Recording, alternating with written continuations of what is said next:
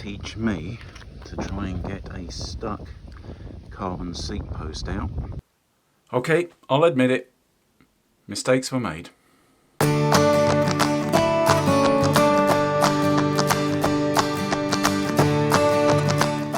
Hello again, YouTube, and welcome to this week's vlog. When I say this week's, I don't think I got one out last week, did I? But what I wanted to talk about this week is something stupid I did. I do many stupid things, but this was really stupid. And it got me thinking about getting complacent in thinking that you know too much about looking after your bike and not going back to basics sometimes. So let me wind you back to that opening shot. And what I'm talking about here is my old Trek 2.3 alloy. And this was my first ever proper road bike. Now, I got this back in 2011. This is 10 years old, this bike, basically. And at the time, one of the selling points was that it had a carbon fibre saddle and carbon fibre forks. And I didn't know much about road bikes back then, but I did know that carbon fibre was good, so to have a carbon fibre anything was pretty good. So I bought the bike. Shortly after I bought it, I had a bike fit done, and I can confidently say that the seat post has never been loosened or out of the frame since then. So that seat post has been in there 10 years or so. Anyway, I recently have been thinking to myself, it's probably a bit low for me, and I don't know why that is. You know, like I say, it's never moved in 10 years. And based on the story I'm going to tell you, it wasn't going to move anyway. So, you know, but I think what's happened is I've got used to a slightly higher saddle position on my other bikes. And I find that a little bit more comfortable, and I wanted to replicate it on the 2.3, which I'm riding quite a bit these days, because I just like it. It's a comfortable old bike. Anyway, I tried to adjust the seat height, and the seat post would not move. Now, I suppose that makes sense because you've got aluminium and carbon fibre, and I think when you look at those two on the galvanic scale, you know, that they're almost ideally placed to corrode with each other. And that's indeed what happened. The seat post was absolutely glued in.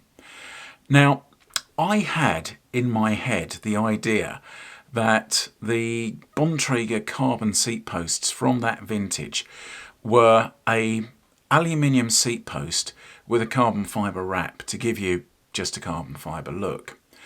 I don't know where I got that from. I think a bike shop told me that. And that might be true on some of their later models, but as I discovered, it's not true on these older ones.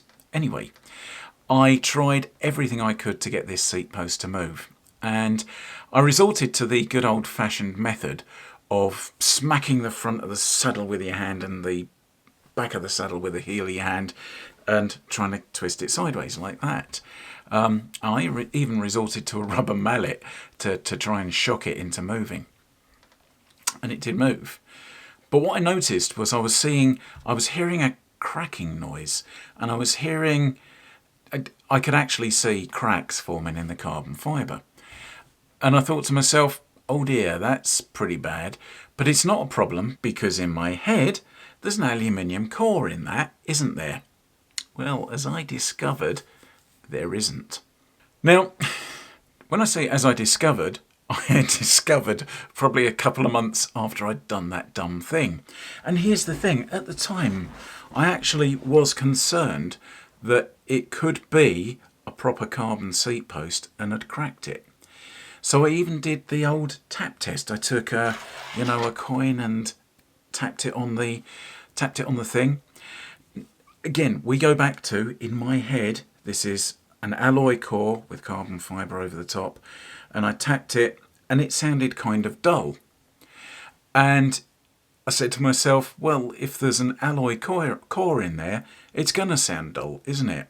At that point, I'm kind of in confirmation bias, and any test I do to that seat post is irrelevant because I will always think that it just validates what I'm thinking. So Long story short, it was a really dumb thing to try and get that seat post out like that. And it was a really stupid thing to assume that I knew what it was made of when I didn't. Anyway, I found out that it was a carbon fibre seat post on a ride last week when probably, about 15 miles in, and fortunately at this point only 3 miles from home, the bike started making what I can only describe as a crunching noise. And it did it shortly after I'd been over a speed hump. And I thought to myself, for one horrible moment, I thought it was the forks. So I got off and did a full examination on the forks. I even took my multi-tool out and tapped down the forks, and that was getting that lovely ringing sound, thinking, there's nothing wrong with those. And it wasn't until I sort of slung my leg back over the bike and started riding again that I got the crunching noise again, and it suddenly dawned on me, this could be the seat post. And indeed, as you can see from the video I took on the day, it was the seat post. Now here's the thing, I think in terms of safety, seat posts are probably underrated. And you know, I could have just titled this video, Fat Bloke Snaps Carbon Seat Post, because at the end of the day that's what's happened. But had it not been for this fat-headed idiot trying to take the seat post out, damaging it, knowing he's damaged it, and then kind of just telling himself he hadn't because in his head he hadn't, that seat post would have been fine. Carbon fibre is really, really strong. Anyway, having got the bike home, I'm now into the world of pain of trying to get a broken carbon seat post out of the seat tube. And you know, if you look at YouTube, there are a ton of videos on how you get an intact carbon seat post out. Funnily enough, most of them involve twisting the seat post. You know, I saw one where a guy had put a set of handlebars into the saddle clamp, and he's going like this, he's wrenching like this, and he's pulling it out. I saw another one where a guy had turned the bike upside down, and he was using essentially sort of like dumbbell weights as a slide hammer to pull the seat post out. You know, there are various tricks, like people suggest soaking it in WD-40. WD-40, I call that placebo spray because that's all it does. I've never known WD-40 penetrate any seized component, but the technique that I resorted to was, by the time I've snapped that carbon seat post, it's scrap. So I essentially just chiseled it out. Now, I would say only do this if you've got an alloy frame. Don't do this if you've got a carbon frame. If you've got a carbon post wedged into a carbon frame or glued into a carbon frame somehow, you want to take a lot more time and care getting that thing out than I did with this. But, you know, I've said to myself, the carbon fiber's already wrecked at this point. I consider the seat post or the stub of the seat post that's in there sacrificial.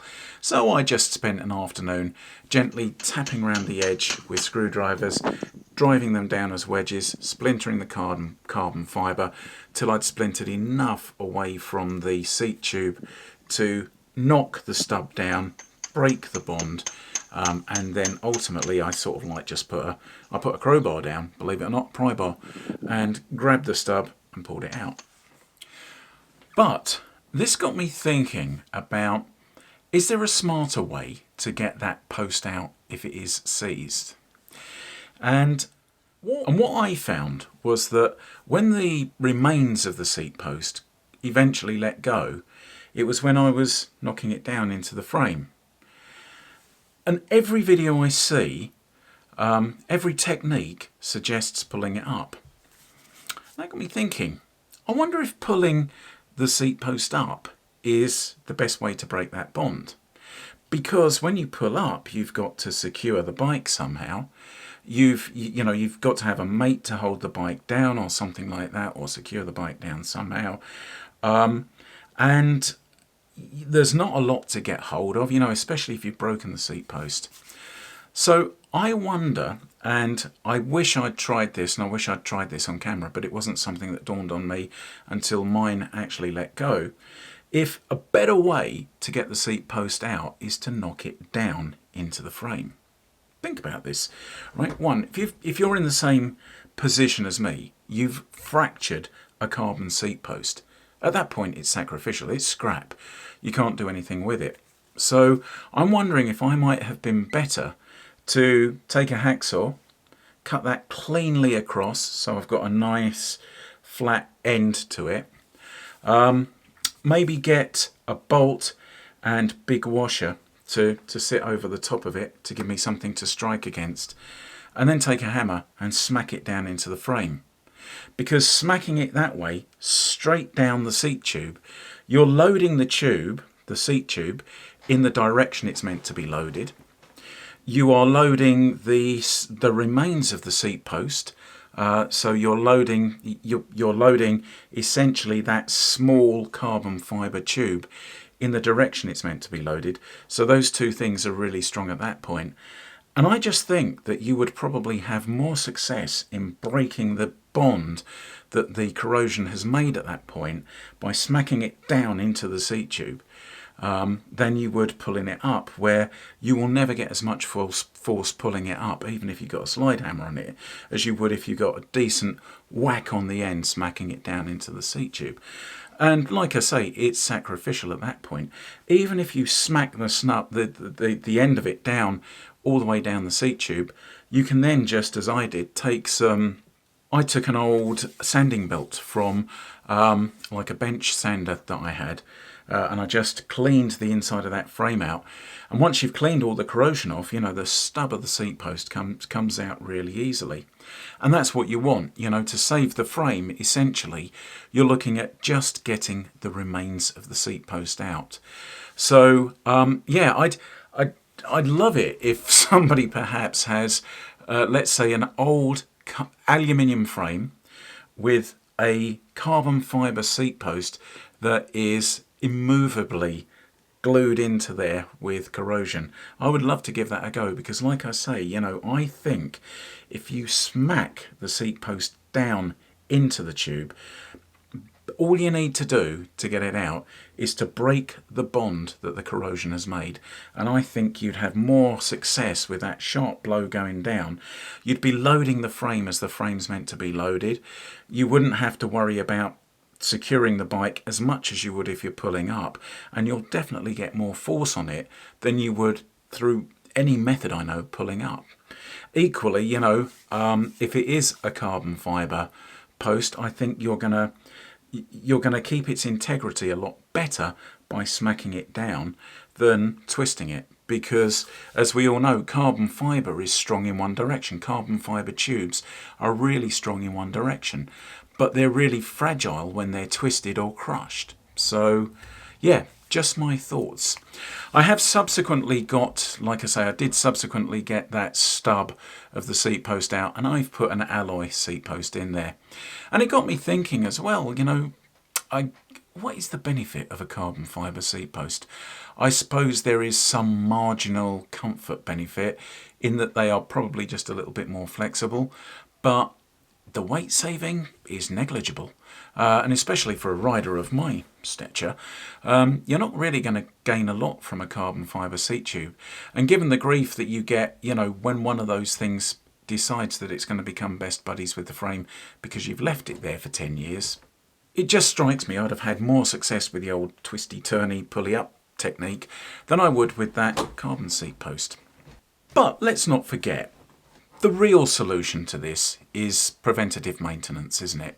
So I'd say if you've got a carbon fibre seat post, especially if it's into a carbon fibre frame, just take it out once a year as part of your annual service that you do on your bike.